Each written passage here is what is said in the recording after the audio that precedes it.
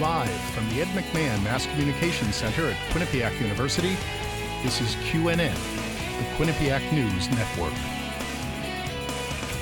Good evening and welcome to QNN. I'm John Alba. And I'm Mark Spillane. 1 week from tomorrow will be shopping's biggest day of the year. But Black Friday is different than ever before thanks to the internet. Jordan Katz has the full story. Anyone who was on campus Tuesday may have noticed students walking around with cupcakes. All those who registered for the upcoming Relay for Life event received the treats as a bonus from 10 a.m. to 3 p.m. Relay for Life is a fundraising overnight walk in which people form teams and help raise money to fight cancer. Last year's event raised more than $80,000. And Kappa Alpha Theta partnered with the Salvation Army to sponsor Project Angel Tree this week.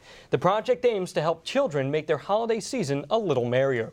Students were able to pick a tag that sponsors a child and then donate their requested gift. The event began Monday morning and ran through Thursday afternoon. With the cost of college education on the rise, author of Beyond the University, Michael S. Roth, challenged students to tell him why a college education still matters in society today. The discussion was held Tuesday night in the Manchesky Executive Seminar Room. And one of Quinnipiac's professors has taken his love for numbers and sports and applied them to something new. He's created a formula to calculate winning percentage. Ike Joshi has more. The Quinnipiac School of Communications held an information session Tuesday afternoon for its new 5-year graduate journalism program. The 5th-year option is available for both the regular journalism and sports journalism programs. School officials said the tracks will be open to both current and incoming students. And lake effect snow has slammed Buffalo, New York in recent days. And President Barack Obama is set to speak on the topic of new immigration laws tonight. Ashley Cuss has more national news. President Obama is expected to deliver an address at 8 p.m. tonight from the White House on new immigration laws. The controversial move will focus on redirecting deportation laws to undocumented criminals. Undocumented immigrants without a criminal record may receive temporary legal status. The plan may also expand visas to people who work in sectors like technology. Obama will be using his executive power to make these changes and will bypass Congress. The death toll in Buffalo, New York has now risen to 6. Nearly 5 feet of snow has fallen in the area since Tuesday, with 1 to 3 more feet expected. The governor declared a state of emergency and advised residents to stay inside. Officials there are struggling to bring in resources to remove the snow and keep the people safe. The National Guard has been called in to help. This morning, Connecticut DOT crew members also headed up to assist with dig-out efforts. Bill Cosby continues to be under fire for allegations of sexual assault. Model Janice Dickinson told Entertainment Tonight that the comedian raped her back in the 80s. She also revealed that her 2004 autobiography hinted at the assaults, but was not allowed to be a tell-all. Dickinson joins at least 4 other women who have claimed similar accusations. Netflix recently put its Cosby special on hold, and NBC canceled his new project. TV Land also removed the Cosby Show reruns from their schedule. That's all the national news for now. Back to John and Mark. Thanks, Ashley. It's amazing how quickly all that Cosby stuff is unfolding. Someone who's an icon just out of nowhere, seemingly. Well, coming up on QNN, Quinnipiac's a cappella group held its first concert this week. Plus, students attended a session about ISIS presented by somebody who used to see the group, up close in the Middle East. We'll be right back. Quinnipiac's own a cappella group had a great turnout in its very first concert on Tuesday night. The group serenaded the Student Center audience by singing its newest songs and old favorites. The performance also included a special performance by the Legends. And a holiday cabaret was held in Black Box Theater on Tuesday night as part of International Education Week. The cabaret was hosted by the Department of Cultural and Global Engagement as students and staff performed in a packed theater. Visitors enjoyed musical acts, presentations, and depictions of peace from different cultures across the globe. A celebration of life can be found at Quinnipiac's Albert Schweitzer Institute.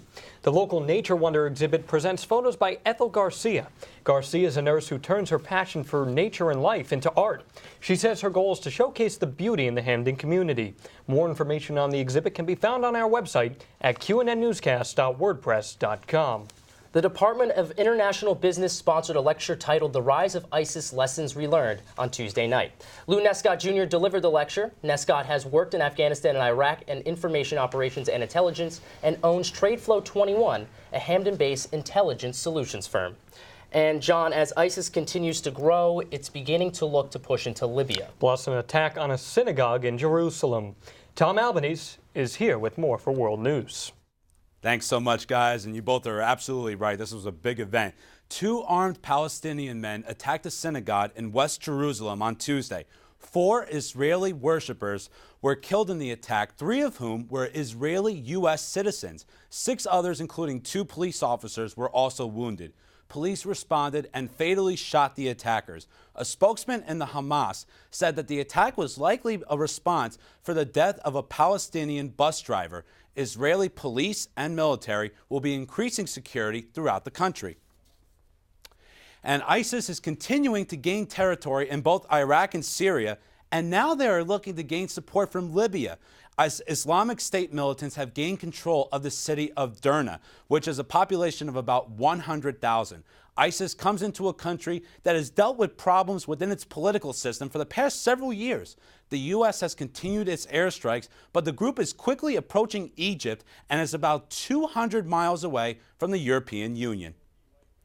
And ISIS has executed hundreds of people in Syria, but its neighbor to the north, Turkey, has been helping Syrians escape. The United Nations High Commissioner for Refugees confirmed more than 3 million Syrian refugees have gathered in multiple orphanages. More than half of them are young children whose parents died from illness or were killed by ISIS. The orphanages opened in September, creating a safe place with hot, healthy meals, clean water, and toys to replace those that the kids had to leave behind. And you know, guys, this is just such a big story, as these people who ran these orphanages really did a great job bringing all these children together and really creating a family atmosphere, such a great bonding experience. And that wraps up the latest news from around the world. Now back to John and Mark at the desk. Thanks a lot, Tom. Coming up on QNN, a look at a group of animals set to help comfort hospital patients in Alabama. Plus, we'll check out the local weather. Is the recent cold front going to get better or worse? We'll let you know after the break. Welcome back to QNN. Here's a look at the local forecast. Tonight, you can expect clear skies with temperatures in the low 20s. There are no signs, Mark, of snow in the horizon, so no need to pull out those shovels just yet. I know you were thinking about it, but you don't have to. Well, this weekend, temperatures will range between the low 40s and low 50s, but come the work week, temperatures will rise, finally giving us a break from the frigid cold, John. But you also might want to have an umbrella on hand, as rain could be on the way. Well, I've learned a lot of things here at Quinnipiac, but the most useful thing I learned was to bring an umbrella everywhere you go. Especially with hair like that. Especially with hair like this. Yeah, I get worried about it. Well, anyway, a new strain of bacteria could threaten pregnant women. And a group of animals is the newest form of therapy at an Alabama hospital. Elijah Westbrook has today's health news. Thanks, guys. We've all heard before that dogs can be a great companion. Well, a new study shows dogs can help those facing tough times in the hospital. An Alabama medical center has an army of animals ready to bring comfort and ease to those who need it the most. One couple and their dogs are volunteers in an Alabama animal therapy program called Hand and Paw. The group's goal is to help people with either a physical or emotional disorder feel better through interaction with professionally trained animal therapy teams. And a common bacteria may have new mothers worried, but it's not that serious. However, it may cause a problem for a pregnant mother. The huge concern about this bacteria is that it can travel up a female's birth canal during labor and infect the baby instantly. But doctors are saying not to worry. Given at the right time, a simple antibiotic can reduce the risk dramatically. The most important thing to remember is that it's not an infection, STD, or even a disease. It doesn't affect the mother, but it's a huge concern for the baby. And the treatment that heart attack victims receive after they leave the hospital is just as important as the treatment they receive while it's happening. People who have had a heart attack or needed an open heart surgery believe that once they leave the hospital, they are done receiving treatment. However, many doctors are saying that this isn't true. Patients are supposed to be closely monitored, and their blood pressure should be checked often to track their progress. The ultimate goal is to have them on an exercise routine that they can safely keep up after surgery. And that's your health news for the week. Back to you guys. Thank you, Elijah. Coming up on QNN, Quinnipiac men's soccer season came to an abrupt end. We'll show you how. Plus, men's and women's basketball tipped off their seasons over the weekend. Stay with us. Welcome back to QNN. The Quinnipiac men's soccer team finished the season atop the Metro Atlantic Athletic Conference and hosted the league playoffs in Hamden. But the first place finish didn't exactly translate to postseason success, and Friday's semifinals matchup against Fairfield proved to be the end of the road. We're scoreless after 2 overtimes, so we head to PKs. We're tied out 1 with those. And here's Jonathan Huey for Fairfield. He puts that one past Borja Goita. It's 2-1 Fairfield. Bobcats looking to even things up. James Greco with the opportunity for QU, but he's denied by Jacob Turner. So that means on the 9th kick, if Fairfield makes this, they move on. Here is Jordan Eris. He's going to take the ball and put it past Angoita. Once again, Fairfield is moving on, Mark. Fairfield wins 3-1 in PKs. They move on to the championship game. Bobcat season's over, and Borja Angoita's illustrious career over as well. Well, the Fairfield Stags would end up meeting Monmouth in the championship game, as we just mentioned. That was on Sunday afternoon at the Quinnipiac Soccer Field with the title on the line. Nearly 500 fans saw the Hawks take down the Stags 2-1 in a double overtime thriller. Monmouth's Dave Nigro scored the game-winning goal in the 103rd minute, earning the team an NCAA tournament berth. The Hawks will face Xavier Thursday night at 7. Well, basketball season got underway at the TD Bank Sports Center with the annual Connecticut 6 Classic. Quinnipiac men's basketball took down Yale in a double overtime classic of its own, 88-85. All-MAC second-teamer Zaid Hurst dropped a career-high 34 points on 11 rebounds. He would continue his hot streak Tuesday, leading the Bobcats once more with 18 points. However, Quinnipiac would lose to A-10 foe LaSalle 60-58. The team takes on the Great Danes of Albany Saturday. And meanwhile, Quinnipiac women's basketball has gotten off to a hot start. The team beat Army Saturday 79-64 to kick off its season. The win was good enough to earn the Bobcats a number 14 ranking in the CollegeInsider.com mid-major poll. Quinnipiac returned to its old Gold Rush substitution rotations, which helped it clinch an NCAA tournament bid in 2013. The Bobcats also defeated Hampton 87-59 Tuesday night in Hamden. And Rick Seeley's women's hockey team continues to be one of the best in the country. The 4th-ranked Bobcats dropped 11 goals over 2 days this past weekend while allowing just 1. Quinnipiac beat RPI 6-1 on Saturday and then turned a 5-0 shutout in against Union on Sunday. Bobcats goalie Chelsea Layden made 20 saves on 21 shots over the course of both games and has let up just 3 goals all season. The Bobcats take on defending national champion Clarkson on Friday night. Now, John, check out this number, 220,000 tons. It's a big number. It's a big number, and while many of you at home may hope that's the amount of food you'll eat on Thanksgiving next week, Buffalo Bills fans don't take as kindly to that number. That's because that's the amount of snow that blanketed Ralph Wilson Stadium this week as Buffalo experienced a major snowstorm, and team officials were calling out for help. Well, the Bills were offering free tickets to anyone who came and helped shovel the stadium so they could play a game against the Jets this coming weekend. But the league has announced Thursday it will postpone the game to later in the week in possibly a different city. That is a lot of snow. I thought the 40 inches we got 2 years ago here was a lot with the big storm Nemo, but 220,000 tons. Well, I mean, that's what happens when you live close to Canada. You got to get accustomed to that. Well, thanks for joining us for QNN News. Tonight's our last show of the semester, and we want to say thanks to all who helped make the show possible. And a special thanks goes out to our news director, Ben Bogardus, without whom the show is not possible. We'll be back next semester with more news from around Quinnipiac and the local community. Have a good night, everyone.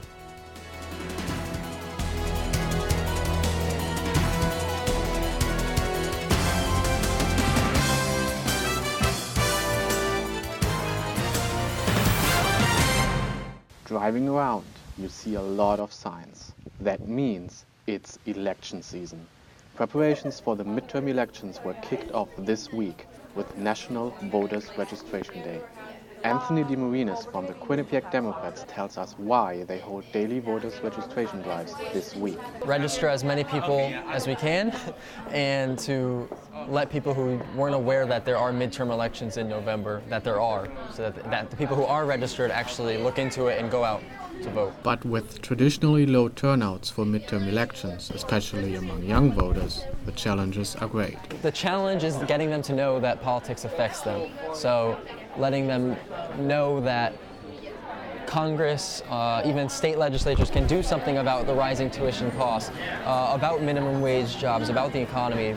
While the Quinnipiac Democrats try to get students registered for the midterm elections, let's find out why the student body thinks it's important to make their mark.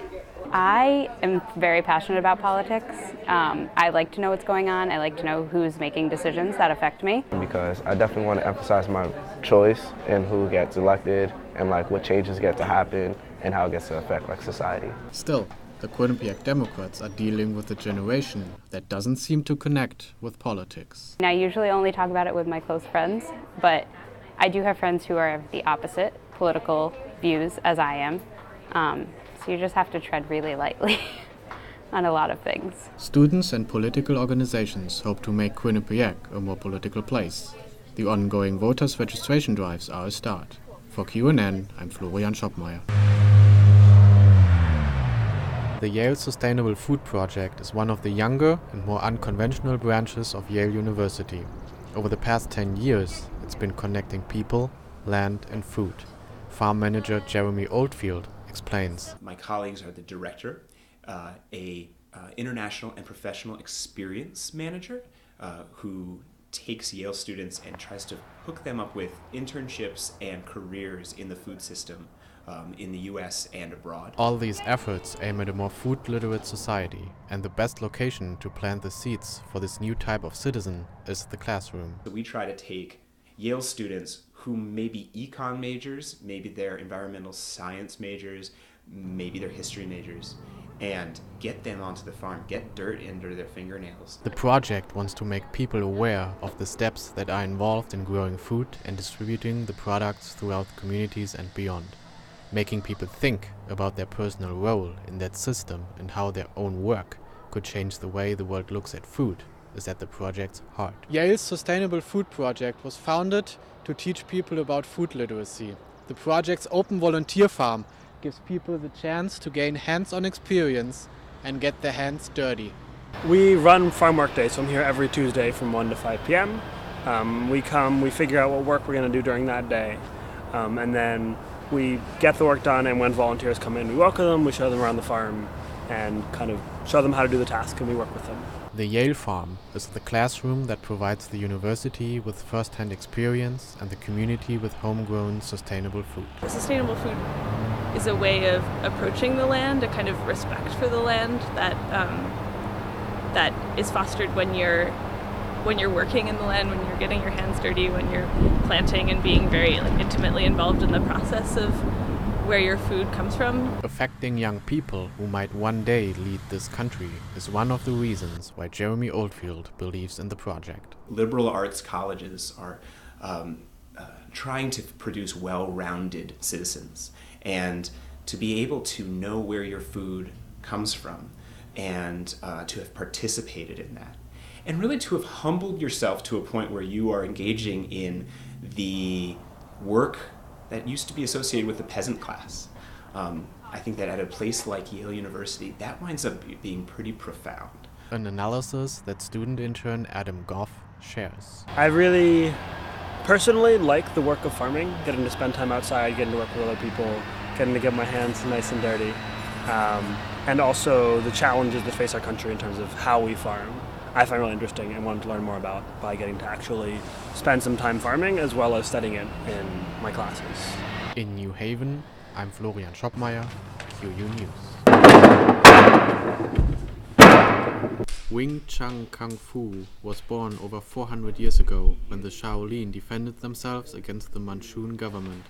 There are good reasons why this specific form of martial arts has survived through the centuries and is nowadays taught in specialized schools around the world, even here in Hamden.